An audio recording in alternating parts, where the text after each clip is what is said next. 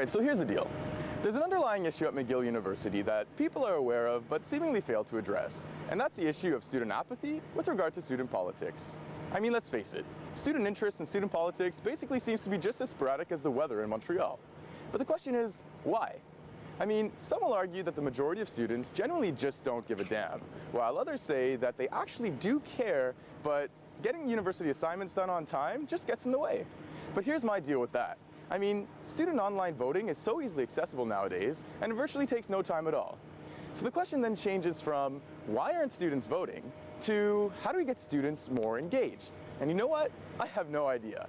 But would it be plausible to expect the university itself to implement mandatory voting among students? And if they were to do so with a monetary penalty should students decide not to vote?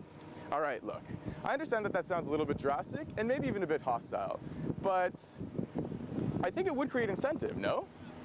Look, I'm not saying that these methods should be implemented, but I am saying that we as students should genuinely be more interested in student politics.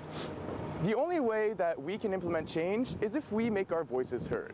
Exercising our right to vote and having a say on important issues on campus is essential to the university experience in general. I mean, look at last year's unprecedented student turnout to the Arts General Assembly. We all got together, made our voices heard, and we prevented that unnecessary strike. So listen, I guess what I'm trying to say is this. We're McGill students. We're passionate, we take initiative, and we get things done. So it's about time that we stop standing idle to student politics and vote.